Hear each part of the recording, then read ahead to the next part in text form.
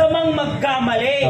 Ang masama, yung alam mong mali, ay pinapatuloy mo pa rin. Si Bongbong Marcos, alam na niya na mali ang tatay niya kasi magnanakaw rin, pinagpapatuloy pa rin niya. Meron bang 1K? Tama ba yan? Diba? Oo, tama. Si Zaldico, tao lamang siya. Okay. Natukso lamang siya kasi mukhang pera siya. Ngayon, nalaman niya na masama pala yung pagnanakaw. Di pinulgar niya si Bongbong Marcos, pati si Martin Romualdez. Diba? Oh. Sige. Lahat nandito na. Makikinig. Okay. Pakinggan po natin ang paborito kasuhan. Ang pinakamagiting, ang may dugong Bonifacio. Mga kapatid, sa mga nagugutom, paparating na po ang pagkain natin. So, standby lang po tayo habang hinihintay po natin yung service. Mabuhay Maisog! Mabuhay! May pagkain na So yan, magandang gabi sa ating lahat mga Pilipino. Kahit konti lamang tayo, hindi pa siya yung magiging marami. No, kahit konti tayo, basta totoo tayo sa ating pinaglalaban at alam nating tama tayo, kahit mamatay tayo, lalaban tayo ng lalaban. At unang-una sa lahat, kahit saan ako pumunta, kahit sino ka pang yawak kang organizer ka, magsisisigaw ako ng Marcos resign! Marcos resign! Marcos resign! Marcos resign! Hindi kung sinong organizer ang masusunod. Ang masusunod ay yung mga Pilipinong galit at ayaw sa korupsyon sa ating bansa. Kaya ito ang mensahe ko. Alam ko yung mga abogado bright. Pero nagtataka ako kay Claire Castro, abogado siya pero nagmumukha siyang abogaga. Tinatakpan mo yung pagnanakaw ng bangag nating Pangulo. Ngayon, birthday nito nga si Martin Romualdez nito nakaraan. Abay, napakaganda ng regalo sa kanya ni Zaldico. Nagustuhan yata ni Martin Romualdez ang regalo sa kanya ni Mr. Zaldico. Dahil kaya pala hindi pinapauwi si Zaldico dito sa ating bansa dahil tinawagan siya ni Martin Romualdez dahil hindi siya pinapauwi ni Bongbong Marcos. Kasi ayaw nila na malaman ng tao itong pagnanakaw nila. Hindi ikasabi ni Bongbong Marcos at ni Claire Castro. Si Bongbong Marcos ang nagpahayag sa mga tao para malaman itong korupsyon na nangyayari sa ating bansa.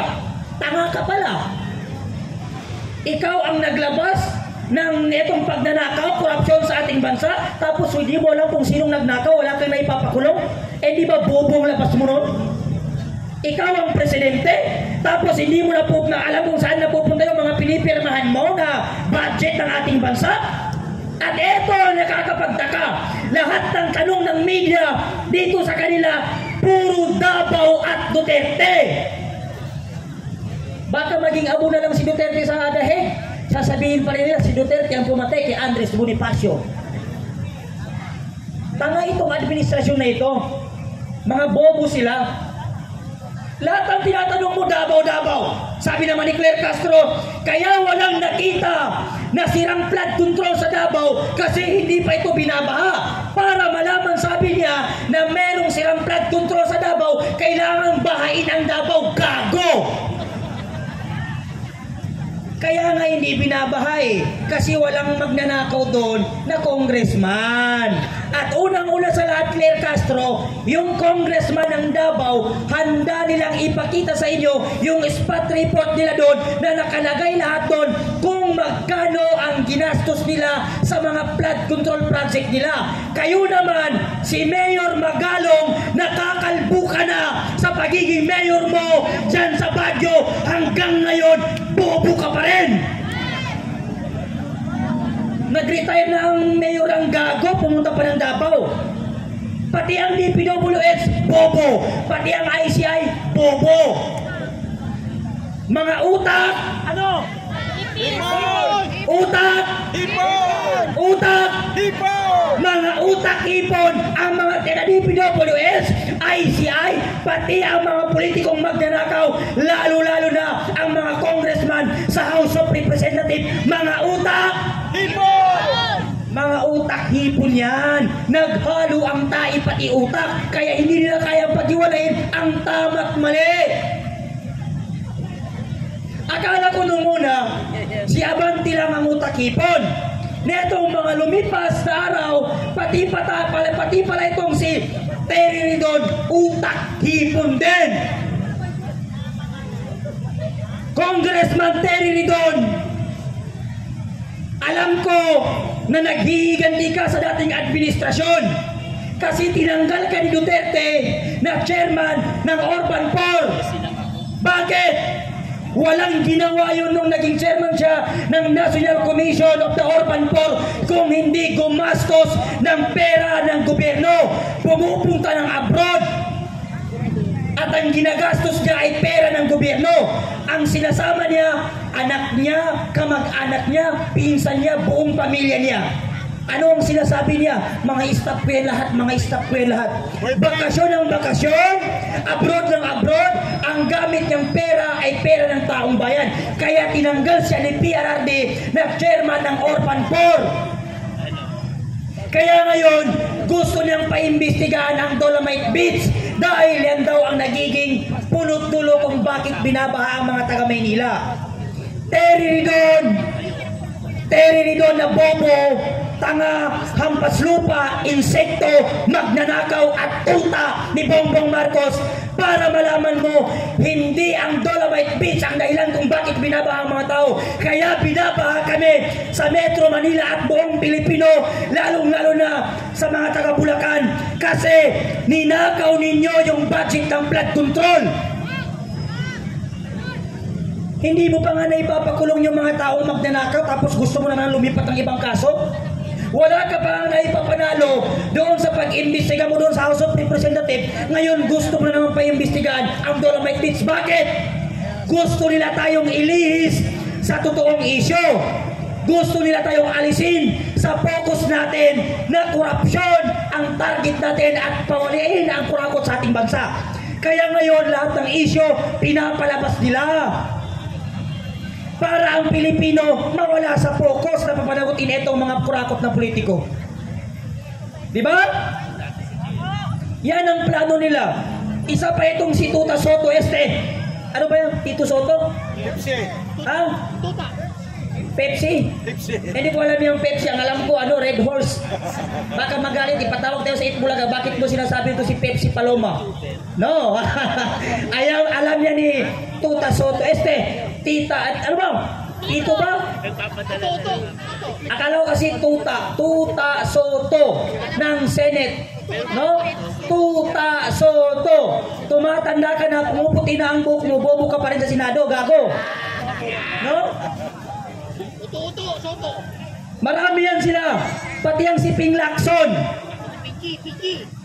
Tuta rin siya ni Bongbong Marcos. Akalanin mo yung naka-schedule na itong Zoom nila na kung saan tatanungin nila si Zaldico sa lahat ng mga pinapalabas ni Zaldico ngayon na issue. Eh nung nakita ni Ping Lacson na hindi nila nakukontrol itong si Zaldico, hindi nila tinuloy. Umalis ka dyan sa Blue Ribbon, pumunta ka doon sa Pink Ribbon kasi doon ka nababagay, gago. Baka sabihin nyo, palamura ako, gago ng gago si Kuya Part. Ang ibig sabihin po ng gago sa UP Dictionaryong Pilipino, gaga kung babaeng mahinang utak o walang talino. Gago kung lalaki. Ang ibig sabihin ng gago pala ay walang talino, walang utak, walang laman ng utak niya. Kaya lahat ng politiko na nagpapauto dyan kay Bongbong Marcos ay gago at gaga. Kaya dapat Bongbong Marcos, mag-resign ka na dahil ayaw na sa'yo ng taong bayan. Nakakahiya sa'yo ng presidente, lahat ng estudyante, lahat ng Pilipino, araw-araw na sa kalsada para ipanigawan na Marcos resign. Kaso, dahil makapal ang mukha mo, mas makapal pa yung pagbumuka ni Bongbong Marcos sa hollow block o sa simento na ginamit niya sa flood control. Magnanakaw ang lahat ng Marcos at gago ang lahat ng sumusunod sa kay Marcos, pati ang mga kapulisan na nagbubulag-bulag. Sinabi na ni PRRD dati pa na si Browner alam niya ang korupsyon na nangyayari sa ating bansa. At ang tanong ni PRRD sa mga sundalo at pulis, hanggang kailan kayo magpapatuta sa gobyerno na walang ginawa kung hindi magnakaw at pahirapan tayong mga Pilipino. Maraming salamat at magandang gabi, bayan! Baka kayo makasunay, kawatan ng money. Ay naku kayo ay huling. Hello, ayun. Tanggap ng maletang pera. Oh. Ipabayad ko sa mga hitman para Oh, Diyos ko. Wala pong hitman daw na laro. Walang ganon, di ba? Bukas talagang gusto mo talagang makita sila sa CIDG bukas, no? Di ba? Wala din, no? Kalmahin ang sarili. Kalmahin. Inhale. Exhale. Yan. Walang Pero hindi ganon. ako I am not comfortable speaking in front kasi minsan yung mga intrusive thoughts ko. Naiintindihan natin. It's out of this world. It's out of this fucking world. Yes. You know? Pagpasensya mo na, ako lang din ay naatasan mag-MTRCB. So para wala tayong kaso kasi natanong ko sa maisip kung ilang abogado. Si attorney kanina, isa lang. Uwi na ng Davao. Tapos kakasuhan ka sa Maynila. Yung abogado mo nasa Davao. Sino magpe-present sa'yo doon? Paano yun, di ba? Pero hindi matatakot. Walang natatakot sa kanila. Kasi sabi ko nga sa'yo, ang medalya ng isang maisog kaso. Diba? Dahil darating din ang panahon na lalabas ang katotohanan. So, hindi ko na patatagalin. Ibibigay na natin ang entablado sa inyong paborito, si Miss Amor Powers ng Hakbang ng Maiso! Magandang gabi, Filipino! Magandang gabi, Pilipinas! Ako ulit, si Amor Patrio. Ako ay disappointed today kasi akala ko magmamarcha tayo papuntang at maghahatid tayo ng mga demonyo pabalik sa impyerno. Nga putang ina. Tatanungin ko kayong lahat, ano ang rason bakit kayo nandito? That's number 1 question. Number 2, ano ang inaasahan at inaasam nyong resulta? Number 1, ano ang rason bakit kayo nandito? Pakilakas ng sigaw. Mabait si Marcos! Marcos, Resign! step down while you have the fucking chance. Okay. Right? Save whatever you can sa family name nyo. Because after this, after your presidency, you and your family is nothing but a plunderer demon. So save yourself and your family name while you still have the chance. Ngayon, I have a question doon sa mga ayaw manawagan ng Marcos resign. Putang ina. Are you rallying for transparency and accountability pero hindi mo naman masigaw ang putang ng number 1 na mastermind na andyan sa Malacanang na nagpirma, nag-approve, nag-utos ng lahat ng mga pagnanakaw. Putang ina mga Pilipino, magising kayo. You are so upset. Galit kayo sa 500 billion lang na flood control project. It's just a small amount ng mga perang ninakaw nila. Alright? GAA. Magkano ba ang GAA? Sino magaling sa numbers nito? 241, 231, 200 plus billion. Right? Pag-usapan natin ang PhilHealth na ninakaw nila. 89 billion. They were able to take 69 billion. Ngayon, nagpa-press ko si Marcos. Right? Ibabalik niya ang mga ninakaw nila. Proud na proud siya dahil ibabalik niya ang mga ninakaw ng pera. May confirmation ba na ibinalik ang pera? Diba? Binibilog at ako ang magsasabi sa inyo. Kung walang mangyayari sa event na ito, magpahinga kayo ng maayos at huminto kayo ng paghinga kung pwede dahil wala nang pag-asa. Right? Walang pag-asa. Alam nyo kung anong tunay na nangyayari? Ninanakawan tayo Alam natin na nananakawan tayo, pero binibilog ang ulo natin. Binibilog, mind conditioning, presscon, Claire Castro, putang inang Claire Castro. Binibilog ang mga ulo natin dahil ang tingin nila sa atin ay bobo, tanga, at mahihina. Alam kong takot kayong makulong, alam kong takot kayong ma-CIDG, right? Alam kong takot kayong makasuhan. Pero ito ang tandaan nyo. It is rare for a person to be offered the chance to do something for the country. Sabi nga ni PRRD, you only have one life, but if you do good, one is enough. Kaya tatanungin ko ulit kayo, hindi pala tatanungin, tandaan nyo ang rason kung bakit kayo nandito sa rally. At isapuso nyo kung ano ang gusto nyong resulta ng rally. Hindi dahil gusto nyo, hindi lang, it's not as superficial as gusto kong may mabago, gusto kong mapanagot si Marcos. You know? Utang natin ang magiging pagbabago sa lahat ng mahihirap na ninanakawan ng gobyerno.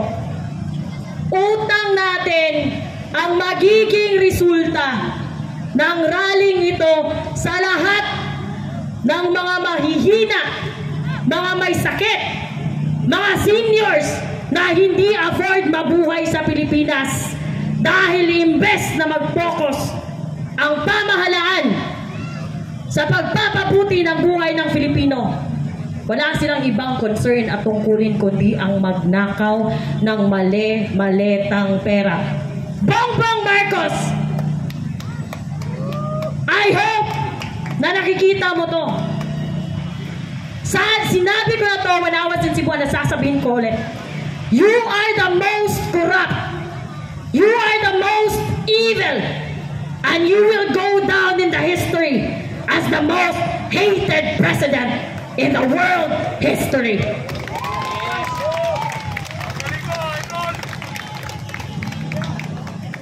Hello.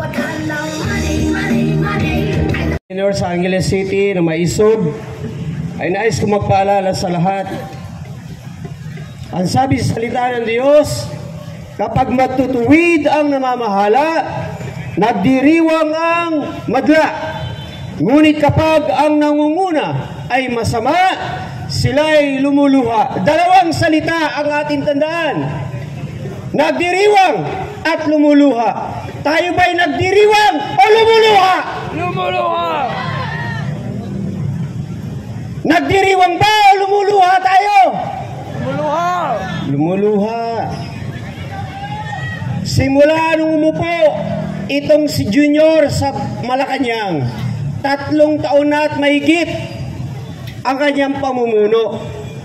Maraming mga nangyaring nakakalungkot sa ating bansa. Maliban sa kalamidad na kung saan pinangakuha ng ang bayan natin, ng mga mamayan natin, kapwa natin, na sila ay tulungan, meron bang nangdiriwang? Sila ay lumuluha. Tama! Walang tulong na umabot sa kanila kundi mga pangako na napako. Anong gagawin sa 5,000 para sa kakaunti daw na nasira? Anong gagawin sa 10,000 sa kumpletong nasirang bahay? Aba, pampagawa yata ng bahay ng kalapati yan ha. Nagdiriwang ba tayo o lumuluha? 3 taon. Meron bang nangyari? Wala. Sumunod-sunod ang bagyo. Lindol. Lumuluha ba ang bayan o nagdiriwang? Nakakalungkot. Ang ating panalangin sa religious sector ay magkaroon tayo ng bansa na nagdiriwang. Isang bansa na mapayapa at maayos. Ngunit sa mga nakaraang mga taon ng pamumuno, imbis na tayo ay nagdiriwang, lumuluha tayo sa mga sunod-sunod na krimen, patayan, rape, pagnanakaw, drugs, at iba't iba pa. Lumala at lalong lumalala ang ating sitwasyon. Tayo ba'y nagdiriwang o lumuluha? Bayan ko, wala tayong nais sa ating mga pastor, sa ating mga miyembro, tayo na nalangin sa kapayapaan at kaayusan ng ating bansa. Pinapanalangin din natin sila. Ngunit ngayon, ang panalangin natin at ang isigaw natin ay Marcos resign! Sigaw natin lahat! Marcos resign! Marcos resign! Marcos resign! Marcos resign! Dahil tayo ay lumuluha, hindi nagdiriwang. Kung magtatagal pa ang kanyang pamumuno, na ngayon ay lalong naging maliwanag sa bayang Pilipinas ang korupsyon. Akala natin, yun lamang ang mga buhaya na nandiyan sa tabi niya. Meron siya pala ang ama ng mga buhaya. Isang nakakalungkot na pangitain. Anong mangyayari sa kinabukasan ng ating mga anak at apo kung magpapatuloy sa lupa ng mahigit na 2 taon ang kanyang pamumuno? Kaya nga ang ating sigaw, Marcos resign! lakasan natin! Marcos resign! Sigaw pa! Marcos resign! Bumaba ka na, alang-alang sa kinabukasan ng aming mga anak. Bumaba ka na, Ginoong Marcos. Ulitin ko, kapag matutuwid ang namamahala, nagdiriwang ang madla.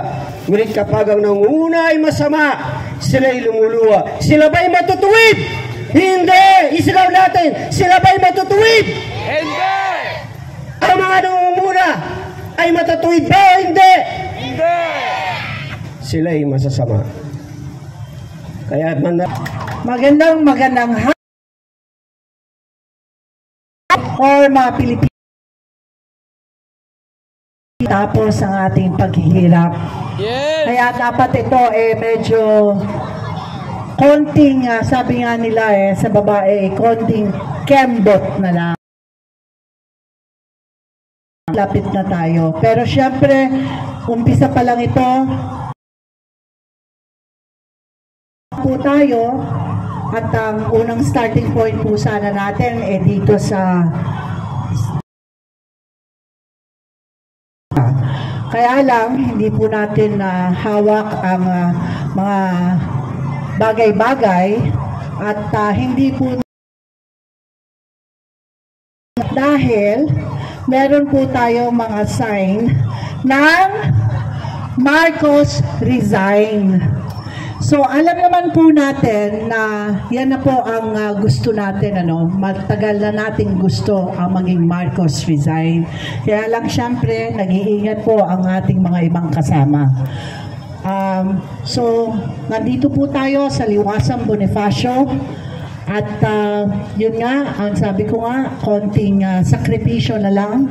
Pero hindi po tayo dapat matinag. Maraming Manihan po na lang dito ay galing pa sa iba't ibang malalayong lugar. Meron din po sa Mindanao, of course, at kung saan-saan, meron sa Visayas, of course, at kung saan-saan tayo nanggaling. Konting sigaw, konting energy na lang po dahil malapit na po sana at sana po ang ating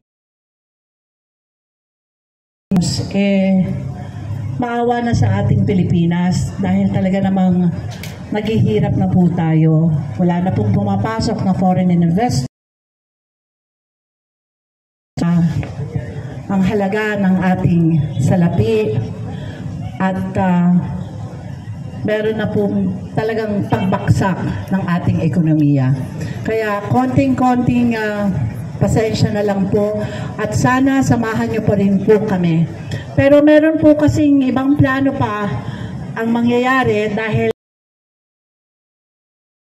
ng kung ano pang mangyayari sa ngayong araw na ito. Alam po natin ang INC is 3 araw, 16, 17, 18. At dito sa EDSA, meron din pong nangyayari sa EDSA sa ngayon. Isug at reforma, ninais nating makisama muna dito sa ating INC. So ngayon, meron pong balak na sunduin po tayo ng mga taga-EDSA dito sa Liwasang Bonifacio upang magsama-sama. Dahil gusto nila na magsama-sama na po tayo na lahat na tumutuligsa dito sa korupsyon. Huwag po kayong magugulat kung meron po mga bus na darating dito at kung sino po ang gustong pumunta sa EDSA. Welcome po ang Maisog at welcome din po ang Reforma. Pero dito pa rin po tayo sa Liwasang Bonifacio. At kung sino rin po ang gustong magstay dito sa Liwasang Bonifacio, dito pa rin po tayo hanggang bukas at sa Wednesday. Okay, umuulan na. So medyo sumulong-sulong po muna tayo. Pero ganun po ang mangyayari. Ano po? So paghandaan po natin yan. Maraming salamat po. Wala na. Kanina na.